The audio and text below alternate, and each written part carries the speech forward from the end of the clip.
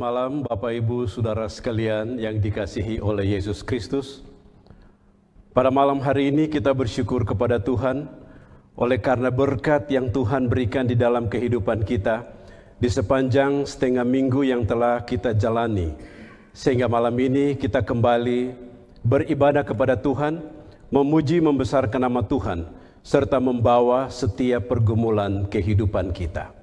Sebelum kita mempelajari firman Tuhan sebagai perenungan kita pada malam hari ini, saya ingin pastikan Bapak Ibu Saudara sekalian untuk dapat berada bersama-sama dalam mezbah keluarga.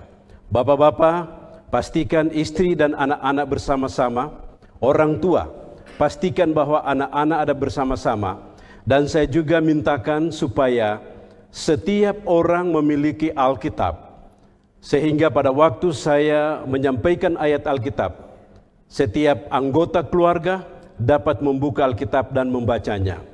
Bila mana Anda menggunakan Alkitab elektronik, saya harapkan Anda hati-hati dengan berbagai hal-hal lainnya di dalam HP yang seringkali membawa pikiran kita jauh dari Tuhan.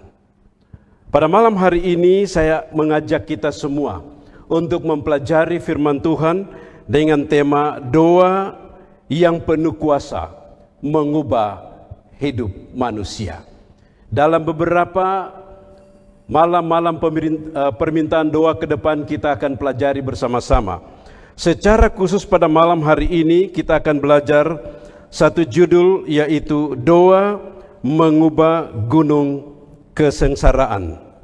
Berbicara tentang kuasa doa, setiap kita memiliki pengalaman-pengalaman bagaimana Tuhan menjawab doa kita.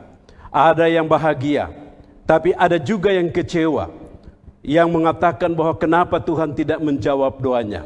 Secara pribadi, saya memiliki pengalaman jawaban doa yang Tuhan berikan pada saat menghadapi masalah dalam kehidupan ini. Suatu ketika pada waktu saya mengadakan KKR di Papua, secara khusus di Jayapura, lebih khusus lagi di Abepura, di Jemaat Ruselben. Pada waktu pembukaan kegiatan KKR, tiba-tiba lampu atau listrik padam.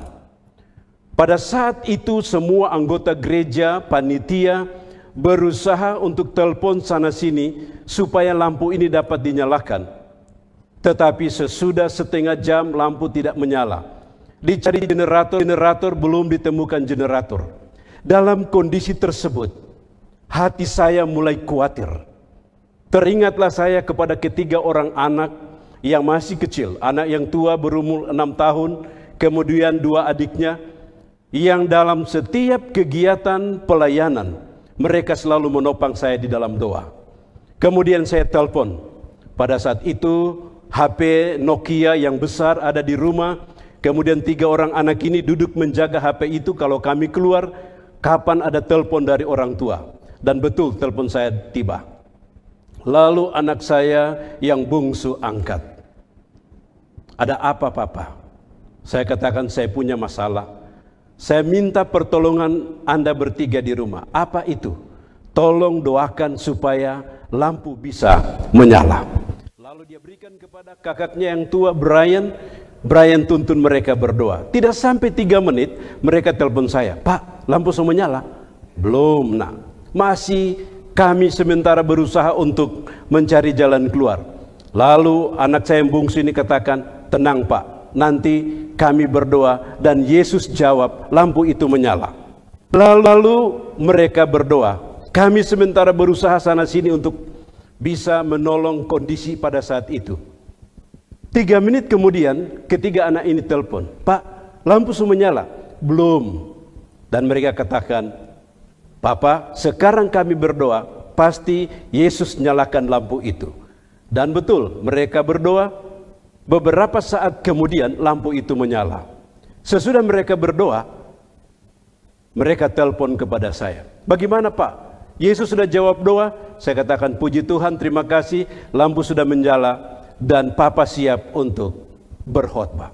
3 anak kecil dalam imannya yang sungguh kepada Tuhan berdoa menyerahkan masalah orang tuanya, dan Tuhan menjawab akan masalah tersebut.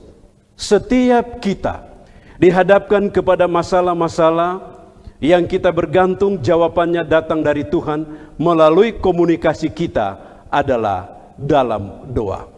Pada malam hari ini, saya ingin mengajak Bapak Ibu Saudara sekalian untuk mempelajari bagian-bagian doa yang dituliskan di dalam Mazmur pasal 23. Bila mana kita mendengar Mazmur 23, kita berpikir bahwa Mazmur 23 ini berbicara dari faktor-faktor pemeliharaan Tuhan. Tetapi Mazmur 23 ini juga berbicara tentang kuasa doa yang memindahkan gunung penderitaan. Kalau saya katakan gunung, itu berarti tantangan-tantangan. Kuasa doa yang memindahkan tantangan-tantangan penderitaan. Mari saya ajak kita sekalian membuka Mazmur 23. Kita membaca ayat pertama sampai ayatnya yang ke-6. Mazmur Daud, Tuhan adalah gembalaku, takkan kekurangan aku. Ia membaringkan aku di padang yang berumput hijau. Ia membimbing aku ke air yang tenang. Ia menyegarkan jiwaku. Ia menuntun aku di jalan yang benar oleh karena namanya. Sekalipun aku berjalan dalam lembah kekelaman, aku tidak takut bahaya, sebab Engkau beserta dengan aku. Gadamu dan tongkatmu itulah yang menghibur aku. Engkau menyediakan hidangan bagiku di hadapan lawanku. Engkau mengurapi kepalaku dengan minyak. Pialaku penuh melimpah. Kebajikan dan kemurahan belaka mengikuti aku seumur hidupku. Dan aku akan diam di dalam rumah Tuhan sepanjang masa. Aku akan diam di dalam rumah Tuhan sepanjang masa. Seorang bapak lagu rohani yang bernama Thomas Dorsey, pada suatu ketika dia dimintakan untuk membuat konser lagu rohani di St. Louis, Amerika Serikat. Dia tinggalkan istrinya yang tidak lama lagi akan melahirkan di Chicago dalam penerbangan ke St. Louis untuk mengadakan konser lagu musik di sana. Sementara bersiap-siap untuk konser itu dimulaikan, dia mendapatkan telepon berita sukacita bahwa istrinya telah melahirkan seorang anak laki-laki. Hatinya begitu gembira oleh karena berkat kehidupan yang diperolehnya. Sementara bersiap-siap untuk lagu pertama dibawakan, berita berikut menyusul bahwa istrinya telah meninggal dunia. Thomas Dorsey dalam perasaan yang campur baur antara kebahagiaan mendapatkan seorang anak lelaki, tetapi kesedihan kehilangan istrinya. Dia hentikan konser itu, kemudian dalam perjalanan kembali menuju ke Chicago. Pada waktu dia hendak terbang, berita berikut datang dan dikatakan kepadanya bahwa anakmu telah meninggal dunia. Thomas Dorsey pada waktu tiba di Chicago, hatinya begitu sedih. Beban kehidupannya begitu besar. Dia tidak sanggup menghadapi tantangan penderitaan yang dialami olehnya. Beberapa waktu lamanya dia berada dalam depresi yang tinggi. Salah seorang temannya datang dan melihat keadaan ini, kemudian memasukkan dia di dalam sebuah kamar dengan sebuah piano dan membiarkan Thomas Dorsey berada di sana. Di dalam kekalutan hidup, di dalam penderitaan hidup di mana dia tidak sanggup untuk mengangkat beban ini, piano yang ada di depannya ini memberikan inspirasi bagi dia untuk mengarang sebuah lagu yang berjudul Precious Lord Take My Hand. Precious Lord Take My Hand, dan seterusnya dan seterusnya. Memberikan gambaran jalan keluar yang terbaik di dalam penderitaan ini adalah datang kepada Tuhan, Tuhan yang akan memberikan jalan keluar yang terbaik. Mazmur 23 ada 4 macam doa yang di dalam penderitaan ini kita dapat sampaikan kepada Tuhan. Doa yang pertama, Mazmur 23 ayat 1 dan 2 bagian A.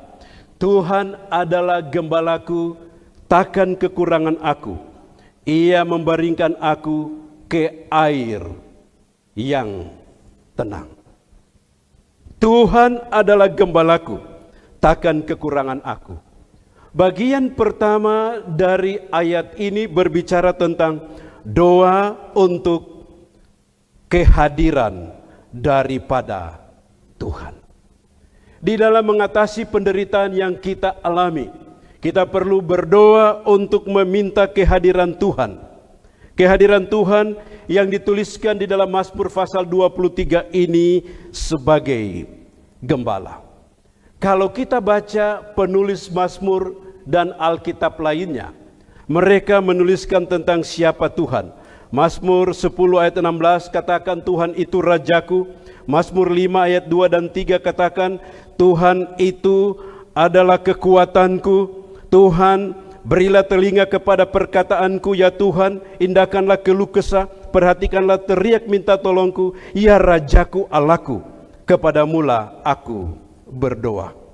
Kemudian dalam 2 Samuel pasal yang ke-22 ayat yang kedua mengatakan, ya Tuhan, bukit batuku, kubu pertahananku dan penyelamatku. Allahku, gunung batuku, tempat aku berlindung, perisaiku, tanduk keselamatanku, kota bentengku, tempat pelarianku, juru selamatku. Engkau menyelamatkan aku dari kekerasan. Kemudian dalam Mazmur 50 juga berbicara tentang Tuhan meluputkan aku dari kesesakan. Tetapi dari semua tulisan-tulisan Alkitab yang menyatakan siapa sesungguhnya Tuhan, maka Mazmur 23 ini berbicara tentang kehadiran Tuhan dalam konteks seorang gembala. Bila kita mempelajari tugas dan tanggung jawab daripada seorang gembala, gembala adalah tempat sandaran daripada domba-domba. Gembala mengenal dengan sesungguhnya akan domba-dombanya. Dan gembala berusaha untuk menyelamatkan akan domba-dombanya. Dari konteks berdoa untuk kehadiran Tuhan, dalam konteks gembala adalah Tuhan sebagai protektor, Tuhan sebagai provider. Tuhan sebagai penjaga, Tuhan sebagai pelindung, Tuhan sebagai penyedia, atau Tuhan sebagai pemberi nafkah. Berdoa untuk kehadiran Tuhan sebagai penjaga di dalam setiap sisi kehidupan kita. Manakala kita menghadapi penderitaan yang terus-menerus datang di dalam kehidupan kita. Saya yakin dan percaya, Bapak Ibu Saudara sekalian yang berada di rumah ataupun di mana saja Anda berada, masing-masing kita memiliki masalah yang membuat kita tidak tenang di dalam kehidupan ini. Daud mengajak kita untuk berdoa, meminta kehadiran Tuhan di dalam kehidupan kita. Pada waktu Tuhan hadir dalam kehidupan kita, Dia itu adalah penjaga, Dia itu adalah pemelihara, tetapi Dia itu juga adalah pemberi nafkah atau mempersiapkan setiap kebutuhan kita. Apapun masalah yang Anda hadapi, apapun problema yang datang menghimpit di dalam kehidupanmu, berdoa, minta kehadiran Tuhan di dalam kehidupan pribadimu, di dalam kehidupan keluargamu, di dalam seluruh aspek kehidupanmu. Kemudian Dia juga adalah provider atau penyedia atau pemberi nafkah. Sebagaimana gembala memastikan akan domba-dombanya mendapatkan makanan yang terbaik, rumput yang terbaik, dan memberikan minuman kepada mereka. Begitu pula dengan Tuhan yang kita sembah. Kita berdoa kepada Dia untuk hadir di tengah-tengah kehidupan kita, untuk mempersiapkan kebutuhan fisik kita, kebutuhan makan minum kita, kebutuhan pakai kita. Karena Tuhan adalah penyedia atau Tuhan adalah pemenuh nafkah kehidupan kita. Tuhan adalah gembalaku, takkan kekurangan aku. Menyatakan bahwa Tuhan itu pelindung, Tuhan itu pemelihara, Tuhan itu penyedia, dan Tuhan itu adalah seseorang yang memberikan kepada kita, atau Allah yang memberikan kepada kita setiap kebutuhan-kebutuhan kita dalam perjalanan kehidupan ini. Allah adalah penjaga. Dia telah menjaga umatnya untuk 40 tahun lamanya pada waktu bangsa Israel keluar dari tanah Mesir dan dalam perjalanan ke tanah Kanaan. Allah datang bersama-sama dengan dia di dalam peperangan menghadapi kota Yeriko. Tuhan katakan, kalian jalan saja, aku akan berperang bagi kamu. Allah datang bersama-sama dengan mereka pada malam hari sebagai tiang api, pada siang hari sebagai tiang awan. Dan di dalam perjalanan 40 tahun ini Allah memberikan kepada mereka makanan malaikat atau mana dari surga yang senantiasa memenuhi kebutuhan mereka. Berdoa untuk kehadiran Tuhan di dalam kehidupan keluarga, maka dia akan menjadi pelindung. Dia akan memenuhi kebutuhan fisik dalam hal makan dan minum, pakai, dan kebutuhan-kebutuhan lainnya. Sudahkah di dalam doa kita setiap hari kita memintakan Tuhan untuk hadir di tengah-tengah keluarga, di tengah-tengah kehidupan kita, sehingga dia dapat menjadi penjaga dan dapat menjadi penyedia untuk kehidupan kita?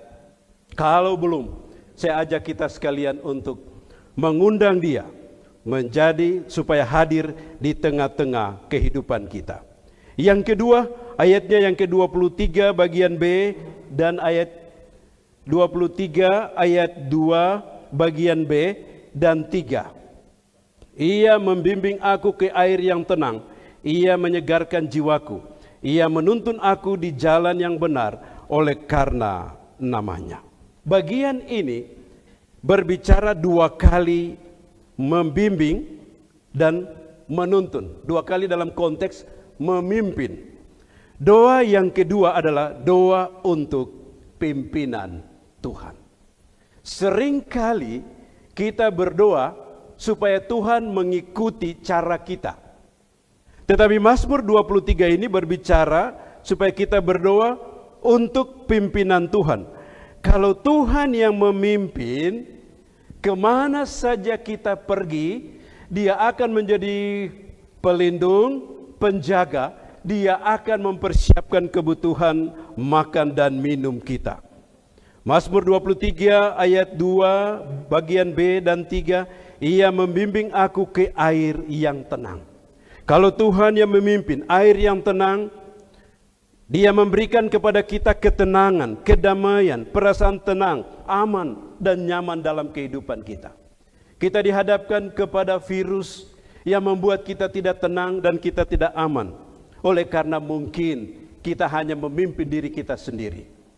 Tetapi pada malam hari ini, Mazmur 23 ayat 2 bagian B dan ayat yang ketiga memberikan pelajaran bagi kita untuk berdoa bagi pimpinan Tuhan. Air juga memiliki kualitas yang menenangkan. Air juga menyatakan bahwa kita mendapatkan ketenangan. Air juga memberikan penekanan terhadap kekuatan yang baru. Dalam konteks ini, pada saat Allah memimpin kita, maka kehidupan kita ini diperbaharui. Kehidupan kita ini mendapatkan pembaharuan. Kehidupan kita ini menjadi baru, kita mendapatkan kekuatan yang baru. Jadi kalau Tuhan yang memimpin kita, dia berikan kepada kita kekuatan yang baru, dia memperbaharui kehidupan kita. Dia singkirkan dari dalam kehidupan kita beban-beban kehidupan, dan dia memberikan kepada kita ketenangan dan kedamaian. Kemudian yang berikut, Kalau Tuhan yang memimpin, Dia berikan kepada kita ketangkasan atau kecekatan atau intelijensi untuk menghadapi setiap masalah yang datang di dalam kehidupan ini. Mazmur 106 ayat 8, namun diselamatkannya mereka oleh karena namanya, untuk memperkenalkan keperkasaannya. Jadikan Tuhan sebagai pemimpin di dalam kehidupan. Berdoa minta Tuhan sebagai pemimpin. Oleh karena dengan Dia kita akan berhasil dalam seluruh aspek kehidupan kita. Suatu ketika saya berada di kantor pusat Gereja Masehi Advent hari ke-7 di Maryland. Diantar oleh hamba Tuhan Pendeta Hizkia Israel Misa. Kemudian beliau terangkan kepada saya setiap gambar yang ada di dinding kantor itu. Lalu saya melihat di sana ada sebuah gambar yang menarik perhatian saya. Gambar itu ada kapal yang sementara berlayar, kemudian kapal itu diterpa oleh ombak yang besar.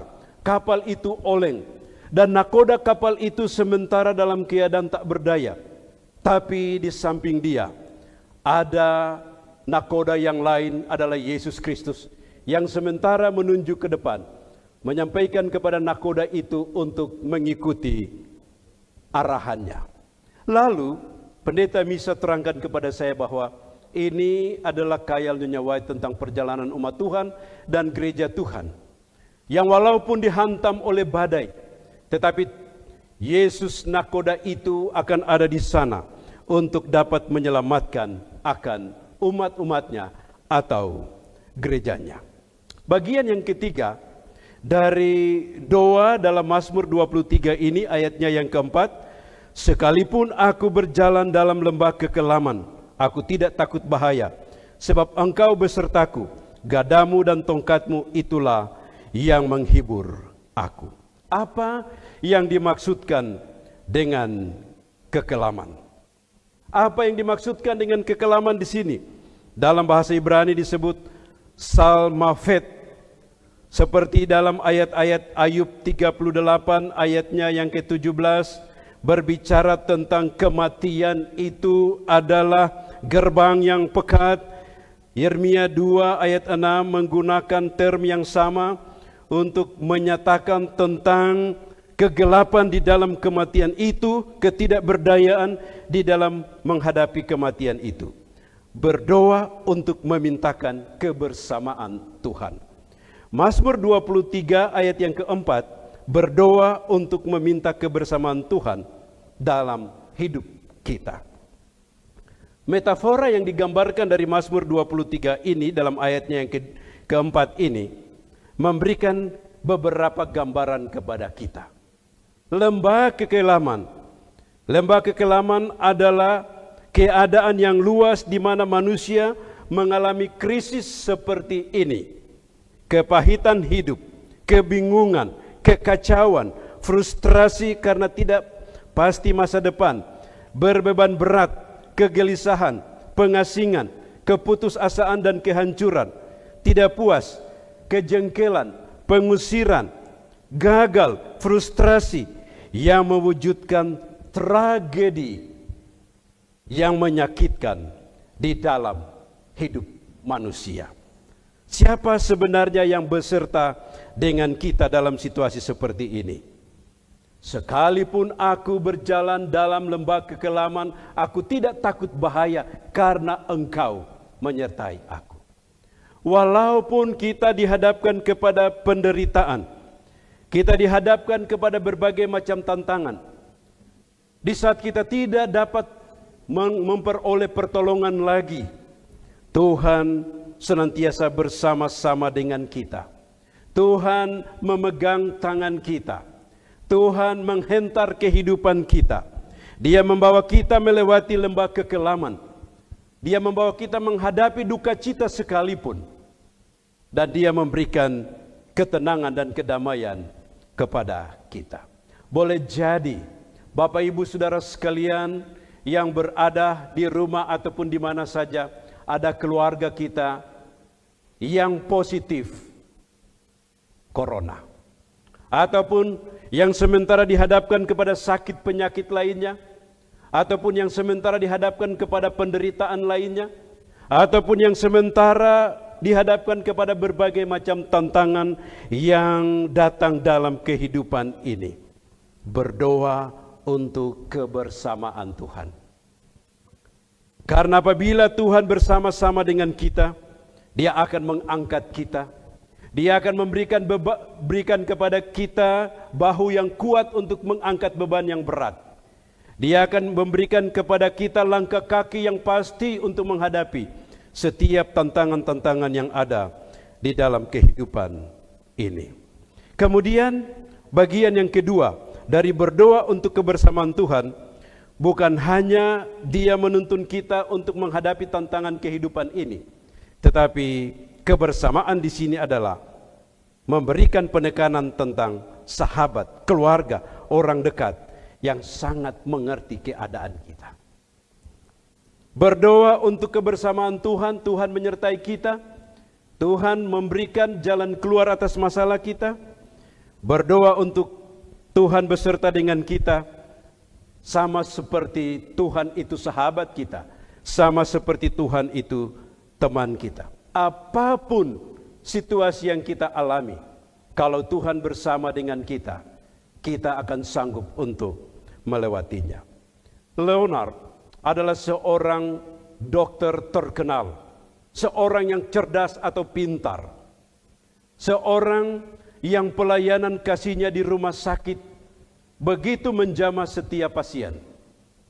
Di dalam upaya untuk menyembuhkan pasien-pasien, seringkali dia menyisihkan waktu untuk berdoa dengan mereka. Dia memberikan kekuatan iman kepada mereka. Dia berikan motivasi hidup kepada mereka. Suatu ketika dia diperiksa dan mendapatkan penyakit kanker liver. Sekarang dia bergumul dengan penyakitnya sendiri. Teman-teman dokter berdoa untuk dia, para perawat berdoa untuk dia, kemudian jemaatnya berdoa untuk dia, dan gerejanya berdoa untuk dia. Pada waktu mereka berdoa dan berdoa, Dr. Leonard ini merasakan kehadiran Tuhan di dalam kehidupannya. Sementara istri dan anak-anaknya berdoa, sementara jemaatnya berdoa, sementara orang-orang terkasih di dalam kehidupannya berada di sisi tempat tidurnya dan berdoa bagi dia. Sesudah mereka berdoa, Dr.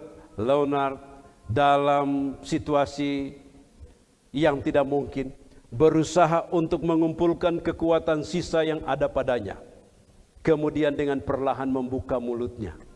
Mereka semua terkejut melihat Dr. Leonard ini bisa berbicara. Tapi inilah yang dikatakan oleh Dr. Leonard kepada mereka, bahwa terima kasih untuk usaha-usaha bagi penyembuhan saya. Terima kasih istriku untuk doa-doa yang dilayangkan dengan linangan air mata supaya saya sembuh. Terima kasih anak-anakku. Terima kasih jemaat, terima kasih teman sejawat dokter dan perawat untuk doa-doa yang telah dilayangkan di dalam masa kritis yang saya hadapi ini. Terima kasih gereja. Saya rasa pasti Yesus sementara berada bersama-sama dengan saya. Kalau Yesus bersama-sama dengan saya, maka saya bersedia menghadapi kematian bila itu datang dalam hidup saya. Sesudah dia menyampaikan demikian, dia terdiam seketika dan beberapa hari kemudian dia beristirahat di dalam kematian. Berdoa untuk kebersamaan Tuhan. Apapun situasi yang kita hadapi pada waktu susah atau senang, pada waktu sakit atau sehat, kapan dan di mana saja, kita akan menyerahkan kehidupan kita ke dalam tangan Tuhan dalam menghadapi berbagai macam tantangan, dan jaminan Tuhan untuk bersama dengan kita seperti yang disampaikan dalam Yosua 1 ayatnya yang kelima. Seorang pun tidak dapat bertahan menghadapi engkau seumur hidupmu. Seperti aku menyertai Musa, demikianlah aku menyertai engkau. Aku tidak akan membiarkan engkau dan tidak akan meninggalkan engkau. Seorang pun tidak dapat bertahan menghadapi engkau berapa lama? Seumur hidup. Seorang pun aku akan menyertai engkau berapa lama seumur hidup. Aku tidak akan membiarkan engkau berapa lama seumur hidup. Aku tidak akan meninggalkan engkau berapa lama seumur hidup. Boleh jadi kita dihadapkan kepada tantangan seperti Dr. Leonard. Tetapi ingat bahwa Tuhan senantiasa bersama-sama dengan kita. Bagian yang terakhir, Mazmur 23 ayat 5 dan 6. Engkau menyediakan hidangan bagiku di hadapan lawanku. Engkau mengurapi kepalaku dengan minyak, pialaku penuh melimpah. Kebajikan dan kemurahan belaka akan mengikuti aku seumur hidupku. Dan aku akan diam dalam rumah Tuhan sepanjang masa. Berdoa untuk berkat Tuhan. Berdoa untuk berkat Tuhan. Pada bagian ini memberikan dua gambaran. Allah merubah tragedi kepada satu kemenangan yang digambarkan pertama, gambaran Tuhan menyediakan pesta bagiku di hadapan lawanku. Ini sama saja dengan demikian. Seorang yang tertekan, seorang yang diserang oleh banyak musuh. Tiba-tiba Presiden Jokowi undang dia datang ke istana negara, kemudian makan bersama-sama dengan presiden dan ditayangkan di layar televisi, ditonton oleh semua orang di seantero Indonesia. Lalu mereka yang bermusuhan dengan orang ini bilang, hebat sekali dia ya. Dia bisa makan bersama-sama dengan presiden. Makan dan minum di dalam perjanjian lama, makan sehidangan satu meja adalah menciptakan hubungan kesetiaan dan persahabatan yang abadi. Doa untuk meminta berkat di sini adalah doa untuk menciptakan hubungan dan persahabatan yang abadi dengan Tuhan, yang disebut dalam istilah perjanjian lama adalah covenant atau perjanjian sehidup semati. Di sini ada tuan rumah. Tuan rumah ini bertindak sebagai penjaga. Seperti dalam Keluaran 24 ayat 8 sampai ayatnya yang ke-12 bicara tentang makan sehidangan. Musa, Harun bersama-sama dengan 70 tua-tua naik ke atas gunung. Dan di dalam ayat ini mengatakan bahwa mereka makan sehidangan dengan Tuhan. Makan sehidangan dengan Tuhan. Menyatakan satu hubungan yang intim. Menyatakan satu ikatan perjanjian yang kuat, yang tidak dapat dipisahkan antara satu dengan yang lainnya. Berdoa untuk berkat Tuhan. Berdoa untuk perjanjian kita dengan Tuhan ini terus terikat. Komitmen kita dengan Tuhan ini terus diperbaharui, sehingga perjanjian kita dengan Tuhan ini terus dijaga. Berbicara tentang makan sehidangan, dalam 1 Korintus 11 ayat 25, demikian juga ia mengambil cawan sesudah makan lalu berkata, cawan ini adalah perjanjian baru yang dimeteraikan oleh darahku. Perbuatlah ini setiap kali kamu meminumnya, menjadi peringatan antara aku. Cawan, perjanjian baru yang dimeteraikan oleh darah Kristus. Covenant di dalam perjanjian lama ini, itulah yang dibuat dalam perjanjian baru yang dimeteraikan oleh darah Kristus. Bahwa Kristus adalah penjaga kita. Kristus adalah penolong kita. Apapun situasi yang kita hadapi. Berdoa untuk berkat Tuhan. Berbicara tentang menyediakan hidangan di sini, berbicara tentang tamu, bukan sekedar tamu, tetapi berbicara tentang ikatan yang sudah dibangun, dan berbicara tentang hidup bersama-sama, menikmati persekutuan, persahabatan, kebersamaan, perlindungan, dan keintiman bersama-sama dengan Tuhan. Bagian yang terakhir dari berdoa untuk berkat Tuhan ini, tadi perjanjian, membangun hubungan yang intim. Yang kedua, dan kebajikan dan kemurahan Tuhan akan mengikuti aku seumur hidupku. Mengikuti aku. Kebajikan dari kata chesed bahasa Ibrani. Kebaikan, kasih yang kekal, yang mengikat perjanjian yang kekal, yang berbicara tentang ikatan yang kuat dengan Tuhan yang digambarkan di dalam Roma 8 ayat 35 sampai 39. Siapakah yang akan memisahkan kita dari kasih Kristus? Penindasan atau kesesakan atau penganiayaan atau kelaparan atau ketelanjangan atau bahaya atau pedang? Seperti ada tertulis, oleh karena engkau kami ada dalam bahaya maut sepanjang hari, kami telah dianggap sebagai domba-domba sembelian. Tetapi dalam semuanya itu kita lebih daripada orang-orang menang oleh Dia yang telah mengasihi kita. Sebab aku yakin bahwa baik maut maupun hidup, baik malaikat-malaikat maupun pemerintah-pemerintah, baik yang ada sekarang maupun yang akan datang. Ayat yang ke-39.